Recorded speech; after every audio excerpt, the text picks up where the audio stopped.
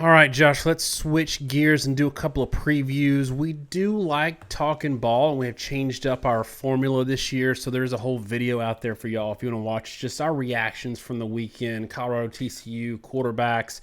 We didn't talk about the two quarterbacks featured in this game because we want to save it for the preview. We want to give one quick plug, actually two. One first, please like and subscribe. Josh is going to get me at the end of the video if I didn't bring it up at the very beginning. So please like and subscribe. It helps us out a lot. Our subscriber numbers have kind of plateaued, even though we get people watching the videos. We need y'all to hit the subscribe button and the notification bell. There's been some weird things where people that are subscribed to us aren't getting notifications, so hit that maybe on and off just to see if you can get that reprime. The other thing that we're going to announce, because we haven't really talked a lot Texas and Alabama since we announced this, but we launched collegefootballnerds.com. It's huge for us. We did a newsletter this summer, but this is more a whole statistical platform, and it's a massive deal for us. We've got normal score schedules, box scores, that sort of thing, but we got advanced statistics coming in week 4. We're releasing the model to you in week 4, which means you'll be able to simulate any two teams from this season against one another, and it'll give you the same simulation that we do on the show. We're going to have a Nerd Nation Top 25 that starts in week 4 that we're going to let you vote on. We've got a pick'em that we're doing monthly prizes. September is a $500 prize. We'll roll that over in October if you're just now hearing about it and you missed the first week. But still go in and jump in that pick'em. We also, one other thing I want to tout on this is NFL statistics. So Texas, Alabama, y'all got a lot of players in the NFL. You're chasing box scores on Sunday to see how those former Texas and Bama players did. You can go to one spot, one click. You can see all the statistics week by week or overall for the season. NFLU stats and then NFLU rankings are coming on top of that. All right, that's a lot of words open, Josh, for probably we'll release this after the LSU and Florida State game had played, and that hasn't played yet, so we don't know how it's going to go. But this is probably the biggest game of the year, if not other than that, maybe of the first 2 weeks. And Alabama fans in the first half of the game against MTSU and Texas fans for most of the game were kind of freaking out. And I'm going to tell both fan bases the same thing that I just said about Georgia. If you're not used to it, you expect your team to come out and just stomp a Rice. But what you don't know is these coaches are making you play with one arm tied behind your back because they know that you can go out there as Quinn Ewers and drop some bombs and beat them by 50 points. They want you working on stuff they know you're bad at. There's no reason to open the playbook for Bama next week to see and have something to work on, or for Texas to see and have something to work on, especially in Alabama's case when you got a new OC and a new quarterback. Keep that stuff in your back pocket, and I think that's a lot of what we saw from both of these teams, especially early on.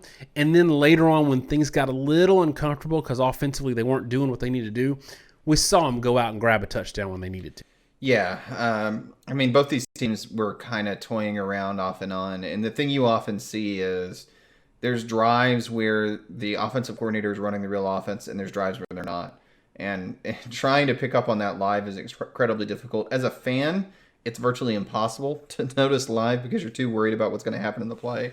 But for us that are trying to watch these games live and trying to get a gauge on the teams, or in my case, I think I stayed up till 1 a.m. last night rewatching as many games and clips as I could to get a feel for how week 1 went. This job it's fun, but there's limits to the fun of that. It really sticks out how much they run for a drive or two and they quit. And the Alabama game in particular, as Saban always does, they go down and they look great for about 1.5 drives, and then they go into a lull. And I've seen this for so many years now with their teams that it's really obvious that Saban runs their offense through the script. And the first couple drives of a game, I always say, you got to keep in mind they're scripted. They come into that game and they've got a script of plays they're going to run, and the plays are all complemented, and they've written out all the plays in an order. Those plays, whether the script works or not, is going to determine the first few drives, and it really has very little bearing on how the rest of the game's going to go. I will flag the beginning of the Texas game last year was the script when Quinn Ewers was in. Taking the script and extrapolating that to the rest of the game rarely pans out. Positive or negative, it just doesn't.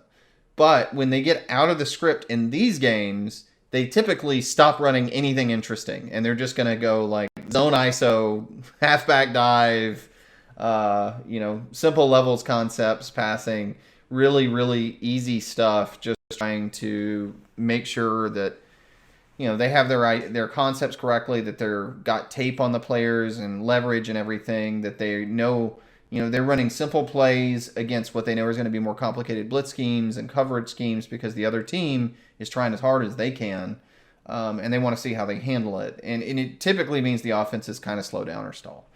But that said, I will say a couple people responded to you, I think, on Twitter on this. I thought overreaction on Ewers in particular and overreaction on Milroe were unfounded. But there was a kernel of truth in it, in that I thought neither one of those players early in the game showed the ability to hit the deep ball, which was a major failing for both of them last year. Milroe, when he played for Alabama, and Ewers at Texas throughout, especially the second half of the year, were very inconsistent in the deep pass. Milroe found that pass after about the first quarter of the game. He hit a number of them before they pulled him out. Ewers really never did, and that did kind of concern me because it was a continual problem for Quinn Ewers last year. So those are the little things that I think sometimes you can take something from, and I think that's the little grain to take away, was consistency and mechanics in throwing the ball, much more than statistical performance or anything like that. Going to take a break to tell you all about a sponsor for the show. It's Momento. It's a sports app for people who like to attend games in person. You can track your attendance. You can see stats from the games that you went to. You can upload photos and even tag your friends that you went with, or maybe they didn't go and you want to make them jealous. Josh, I know when you like to go to football games, there's some things about those experiences that you would have liked to attract if you had it years ago. Yeah, I mean, I've been to stadiums all over the country. I've been with a lot of fans and friends and family. I've probably been over 200 football games over the course of my life. And it'd be really cool to be able to track all the places I've been and all the stadiums I've seen, put photos in one place, and being able to do that in the Momento app is really cool. And so when you remember that big win from the you can actually put that in the app and look back on it fondly. I've got small kids, and they've been too small to take to football games or any games because you don't want to take a 2-year-old to a football game. But they're getting to the age that I can take them to games, and I would love something, or will love something this easy to capture those memories and sort of memorialize our attendance, other than kind of relying on Facebook memories or something like that. One other quick shout out to the team at Momento. We like to do things with a little design flair here, so we appreciate it. The Momento app is beautifully designed, y'all. The attention to detail, the user interface, the graphics, it's all beautiful. It's free, iOS, Android. You can get it. Search for Momento Live Sports Scrapbook if you're listening to us on the podcast. We'll give you a link if you're on YouTube. You can check it in the description. It's free. Go check it out. It's in beta, so CFB Nerds is the code you're going to want to use to get access. Go check it out and support the show. I wonder, and this is where, I was never a believer or a doubter in Milroe. I really didn't know. I had some concerns based on what he did in mop-up duty, but I think the A&M game was a little unfair to judge him by. One concern with what I saw last night, and Alabama fans are going to be upset about this because every kind of review of Milroe coming out of this game is very glowing. And there's reason for that. But I felt like the Alabama staff, I said this going in the game, and this is clearly what happened. The Alabama staff wanted him to stay in the pocket, and they wanted him to run the offense without, and it's not a crutch because it's part of their offense, but without the crutch of running. And when that offense stalled for, I think, 2 or 3 consecutive drives, then they said, okay, we're going to run him. And they had 2 consecutive design runs. One of them got stopped, and then one of them went for a touchdown. It's like that was the kind of we know we can get a touchdown, so let's go grab one. I felt like the deep shots were another thing that were there the whole time, and Alabama fans are going to freak out about the run game. The run blitzing from MTSU was crazy. So I am not thinking that has any reflection on what Alabama can do in the run game or offensive line run blocking. They knew they could hit a bomb at any point in that game, and I felt like they did that. They ran Jalen Milroe, and they got a few bomb touchdowns in replacement of him being able to run an efficient offense, which gave me kind of Blake Sims vibes, which they won a lot of games with him, but there were limitations there. I think he's a little bit better passer, or I think he's a good bit better passer, and he's faster. But the one thing Sims didn't do great at that I still haven't seen. It's not a negative. It's an incomplete. I haven't seen from Milroe is the ability to run an offense that's 8-9 yards a clip all the way down the field versus boom or bust. And, well, some of that was Middle Tennessee State. So Stockstill at Middle Tennessee State runs a boomer bust defense to almost an absurd degree. And there are games where they get, I think last year, it's like they gave up 8.5 yards per play to a bad Houston team. And I know they beat Miami on the road, in part because when they get home with those blitzes or when the other team sort of gets out of sorts, they can be really good. And if they don't get home, they give up huge plays. That is MTSU. And it makes evaluating games where they play the last few years really hard because, they're always going to be boomer busts. You never look very consistent against them. It's just their scheme. And they are giving you deep shots constantly if you can hit them. And that's kind of their approach. It's sort of like in basketball, playing a team that's going to give you the three. That your offense is going to be just totally based on whether or not you hit the threes that day, and if you do, you bury them, and if you don't, you can lose to them even if you're a far superior team because they're going to make everything underneath harder. So yeah, I agree, and I did notice the same thing, and that's kind of what I'm commenting on both teams is that they didn't always do everything they needed to do. In Texas's case, I thought thought the run game was good. I was pretty impressed by their ability to run the football. I thought they established physicality well. The deep passing game wasn't something they were always trying. When they did try to hit it, they weren't great. But there's a lot of clever stuff. Like they did a reverse orbit motion, took his receiver out of the backfield that I thought was really, really clever. Remind me some of the stuff Sark ran in the national title game, and hit that one for a big play early. That kind of stuff is what their offense is probably going to be. And we didn't see that but for a couple drives. But in between the two, there are really two things I saw. One, Ewers has improved in the intermediate passing game. His ability to hit shots between, let's say, 7 and 20 yards is pretty good. He's pretty consistent. He's making reads at a higher degree there. That's going to be important for them to be able to consistently move the ball down the field. He's ahead of Milroe there, unsurprisingly, in that area. And I don't know that Alabama really flashed a lot to show that they have that component in their offense yet. But Milroe showed that he'd improved a lot on the deep passing game where he did hit a few shots that I literally never saw him hit last year when I was doing research for Alabama for our previews. I don't think he'd hit a single deep shot in the entire season. And Ewers didn't really show me that that's changed, which is a concern. So you can see where the pluses and minuses are for those two teams. I think in many ways the passing game at Texas is going to be more apt to move the ball consistently. But Alabama's passing game is probably going to be more apt to hit big shot scoring plays to complement the run game. And to your point, that was pretty much the exact formula that Lane Kiffin instituted in 2014 with Blake Sims that was sometimes very effective, and then a couple games against better defenses kind of didn't really do anything at all. Both of these teams, we can come back to the offense in a second, but I want to talk about these defenses. Texas gave up the late touchdown, but in general, in terms of what they wanted to see offensively dominant, they did see defensively dominant. 3.5 yards per play against a Rice team that's not terrible. Like I said, there were some Oklahoma fans chirping at me when I was talking about Texas playing vanilla. And they're like, we played a bad opponent today and put up 73 or whatever. Oklahoma and Venables' needs out of that game were far different from Texas's needs. Texas is playing Alabama in a week. Oklahoma's not. I think they're playing SMU.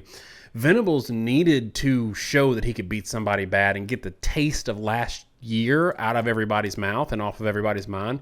So he came out and was throwing the ball. And I know Oklahoma fans disagree with this, but he was throwing the ball late, up 52-0, deep, from the 30-yard line kind of thing. So it was a different need for Oklahoma, and they did well there. But Texas defensively, not only did they impress me with looking a lot more sound than I felt like they've been in some years past, but also building on what was a sneaky good year last year. People don't understand that it was the offense that really struggled at times that kept them, from winning games last year. In terms of yards per play defense, they were 18th in the nation last year. They're physical, they're large, they're fast. And Alabama on the flip side did the same thing that we saw with Texas and Rice. There was just nothing that Middle Tennessee did that was successful. Again, it's hard to evaluate with these teams, but what I was encouraged by with both of these teams was the secondary play. We know that they're going to overwhelm an offensive line of lesser, quality, but the secondary play was good, and especially for Alabama, who was breaking in some new faces. That back seven in general, so linebacker play and secondary play, was really impressive. We don't know about the injuries, but in general, kind of talk about what you saw with both of these defenses.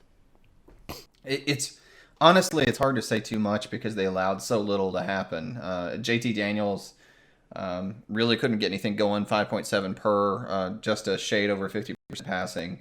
The run game was non-existent from Rice all day. Texas has been building, and I can say this now, they've been building an SEC caliber front seven. I mean, they look like an upper tier SEC team on a front seven perspective. And one, if you irk at that as a Texas fan, you need to sort of recalibrate your expectations for what that term means in a year. But two, it's one of those things where we say, when we were critical of you before, now that it's good, maybe you understand what we were saying you didn't have. This is the kind of front that you should have as Texas, given the kind of recruiting that you've had. This is what it should always have looked like. We made that comment with Notre Dame on Twitter right after their first week, and this week too, with offensively, given the talent they have when they're playing some of the teams they're playing, this is what Notre Dame should have been looking like offensively for years. And this is why we've been critical of the coaches and the scheme and everything else.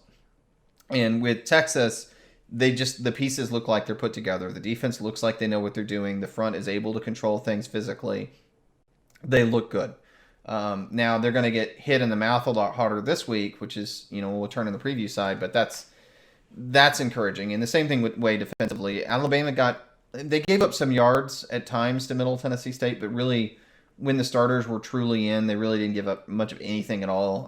And that's an air raid team, which is kind of notoriously hard to completely shut down, and for the most part they did. And so, it's hard to judge. Middle Tennessee State offensively is probably going to prove out to be a little better than Rice. It's funny, slight point there. We were like captains of the JT Daniels critique parade for years. We took so much freaking hate from the Georgia fan bases on that, and I think we've proven out to be completely right. And at the time, the thing we took heat for, and especially you, was you were the captain of the pro Stetson Bennett campaign. And we both felt like Bennett was starting over JT Daniels for a reason when that competition was going on. And I think we've been proven 100% right on that, because I just don't think JT Daniels is a great quarterback. Mainly, he's not very mobile, and he doesn't get the ball out quickly or read quickly, and it creates a lot of problems. I mean, he's just very prone to pressures that showed up in the Texas game because of who he is as a passer. But I don't think he's great. It's hard to evaluate much more. But I think he's better than a normal Rice quarterback, which is a good tune-up for Texas. No, I do agree with you there. It was just sort of a funny aside while I wanted to slip it in. Hey, anytime you want to give me credit for something, I'll take it. Alabama, again, I'm not going to talk too much about the running backs or the running game because they were facing heavy run blitzes all night. And that's why they took the deep shots that they did. They're like, fine, if you're going to do this and we're not going to get any production out of the run game, we're just going to get a couple of touchdowns. And that's what they did. I was really impressed with the freshman Downs for Alabama. I was really impressed with Lawson. Lawson's a superstar. He might be, even with a top 5 pick in Kool-Aid McKinstry on the field, he might be the best player on the field for Alabama defensively.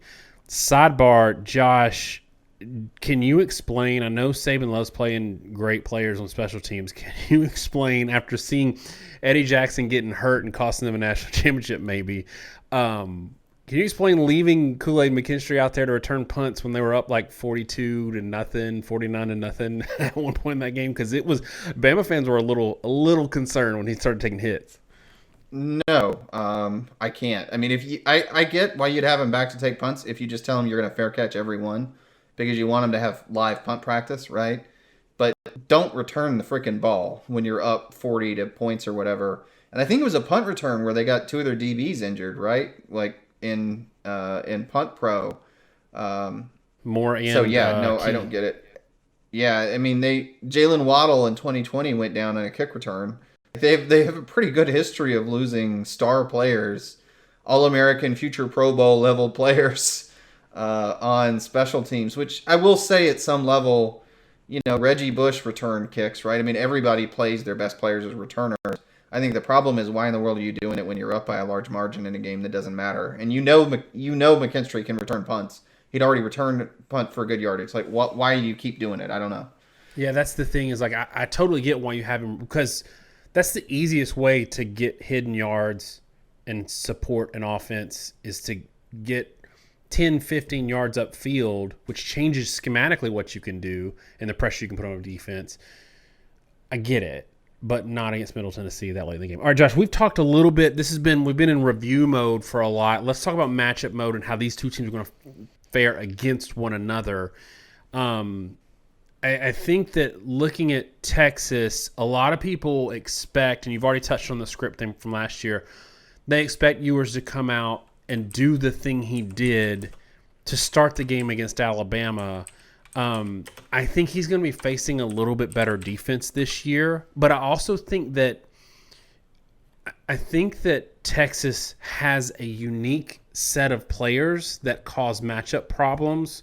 We saw it a little bit last year. Whittington and Worthy we know are good, but Sanders to me is a huge matchup problem. And I think that, people where we might see a lot more deep shots from Alabama, I do think that Sark's offense is very much an efficiency monster that sets up a big play, but he can get points without having to get a 50-yard bomb. And that's the piece to me that was really more impressive or putting strain on Alabama's defense last year was Texas, even when Card was in there, Texas's ability to stay on the field. And that's how you frustrate a really good defense. So, yes, we might see a lot of deep shots from Texas like we saw at the beginning of the game last year. But to me, they have the tools to really stay on the field against Alabama. And that's probably what they need to do, especially if the Alabama offense on the other side of the ball has a couple of sputters. Right. I mean, the biggest thing that gave them an edge at times in that game offensively was that they had some long drives right up until injury issues got to them. I was on record last year. I'll put myself on record again as saying, look, the deep shot hits that he made early last year in that game probably aren't repeatable or indicative of, frankly, much of anything. That was Ewers running a script, throwing against a defense that was starting a corner. It was a JUCO corner playing due to an injury to Eli Ricks that never played the rest of the year, benched and transferred. It was, I don't know how you can read any of that. Ewers didn't really hit those plays for the rest of the year against lesser competition. Alabama didn't get beat like that in the secondary for the rest of the year. So it's hard to really take much of anything from it. I think the bigger danger that Texas can present is the ability to efficiently move the ball in the intermediate passing game, which I think is where Ewers really excels, and I think to be physical in the run game. They may not have Bijan Robinson, but they do have one of the best offensive lines in college football. The thing that really beat Alabama last year or late in the year was when you could run the ball well. LSU late in the game leaned on the run game. They were able to get some big run plays on Alabama. That's how they won the game. Alabama does not have phenomenal defensive line depth. They really don't have elite defensive line, or at least they haven't shown that. They didn't last year. And so you can push them around a little bit. You can get chunks in the run game. Tennessee, the reason they beat Alabama in large part was that Alabama had to commit extra numbers to the box because Tennessee was averaging over 6 yards a carry with their running backs. So that's where Texas really needs to go. I mean, they've got to strain Alabama first, make them struggle to stop you from getting first downs, and then you can try to take some deep shots. But more than anything, you keep working the field, get into the red zone, score touchdowns if you can, if not kick field goals. That's fine. This is going to be that kind of a game, and continue to score points. I mean, that to me clearly is the sort of the path to victory for Texas. I think I'm ready to give a pick on this, mostly because I have a hard time picking this game. Even picking this straight up is tough, even though I think Alabama's favored by about 7. To me, I'm going to lean on a little bit what we don't know about Alabama being a big positive. We know this Texas offense. When everybody on this Alabama staff knows Sark's offense, he had to show basically his whole offense for the last few years, and especially at Texas, like last year. There's not a lot. I mean, certainly there's some script stuff and there's some things that will be new, but in terms of a scheme and how he uses players within that scheme, there's not a whole lot of new there. For Alabama, you've got a new offensive coordinator. You've got a completely different skill set at quarterback, and he's going to be used in a completely different way. What we saw last night from Milroe was a quarterback in an offense that was using maybe a third of the playbook. We didn't see any of the design runs except for the one for the touchdown. We saw him run on a couple of pocket breakdowns, but offensively, there's so much that they're going to be able to do that they didn't show. And if he is successful running, which I expect he will be, it's going to open up the pass. I know that's a cliche, but it's true. It's going to be there. The only thing to look for in my mind, and the one way that I think Texas could come out and win this game is if we see that offense stall, where the deep shot's not there, or they're scoring deep shots, but then 3 drives in between, they're stalling. But I also think this is a much better Alabama defense than last year, both from who's running the show and personnel-wise. Give me Alabama 29, Texas 23. I think the line on this game, as is usual, is probably pretty good. It's floating somewhere between 6.5 to 7.5, and that's about where I would peg this game for a pick, because I have to, and I feel like I shouldn't pick a push, which is what I honestly would like to do. That's why I was sitting there saying 29-22, and I'm like, I cannot pick a push. I got to pick something, so I went 29-23. I mean, that's where my mind's honestly at. I'm going to say 31-21 Alabama, but it's a guess, and I'm not afraid to say that. And I'm not trying to look. We have a pretty good history here of not trying to hedge our bets too much in our picks or opinions, and sometimes we're dead wrong as a result of that. And we don't necessarily jump on hype trains, which also probably would make us look a lot better. See the Colorado discussion this week, but. In this game, I think the biggest thing is that I do think Alabama's taken a big step forward defensively is the biggest part of it. And I don't know what we're going to get offensively from them. I don't necessarily know that I buy that they're going to take a huge step forward with Jalen Milroe at quarterback, or that he's going to hit on a bunch of bombs. But really, to hit 31 points, they're really only going to have to probably hit like 2 big explosive plays in the passing game the whole game. And I do think that defense, from what I saw at Alabama, may be really, really good. Like really, really good. And we knew last year that they had a handful of top 5 picks. And quite frankly, that proved it out in the game. There are way too many people that take the results of that game and just say it's purely because Ewers got hurt. I don't think that's the case. There was also the fact that they were getting a lot of pressure. Ewers got hurt because he got slammed to the ground. You can say justly or unjustly by Daniel Turner, but he had taken several hits in that game. The pass rush is not going to be any slower. They may not have Will Anderson, but they still have Daniel Turner, who's probably going to be a first-round pick, and I think Braswell, the next guy up, is a first-round pick. They probably have McKinstry's probably the top corner in the country. Lawson, I agree with you, when I went back and rewatched that game, flashed hard as a guy that's probably the next great linebacker, which they haven't had in a long time. That is a phenomenal defense. And I will say, really, my pick on this game is probably going to be determined whether or not those injuries were significant. They have 2 secondary starters, at least from their multiple packages, that are currently banged up. If they don't play, I probably would not pick Alabama to cover. But assuming they can play and it's not a major injury, which I don't have any real reason to think it is, then they probably do, in my opinion. I think the result of this game, though, is going to come down to Alabama's offense versus Texas's defense. And then at Texas's run game versus Alabama's run defense. If Texas can run the ball pretty well, they're going to be able to move the ball. They could probably score more than 20. If they can't run the ball very effectively, they're going to struggle to score much more than 20 points, in which case it's very hard to win a football game. And then Alabama offensively, I don't really know what they're going to look like. if their offensive line has taken the step forward, then people say, given how good Texas is, they've got 7 seniors on defense by my count, and knowing how good they were in their fronts with pressures in particular, they need to get a stalemate of the offensive line and get some push in the run game to open up the ability to run everything else. And if they can do that, Alabama can operate in the mid to upper 20s, which is really a standard scoring range, not an excelling range. And if they can do that, they should be able to win the game, which is where I think it'll lie.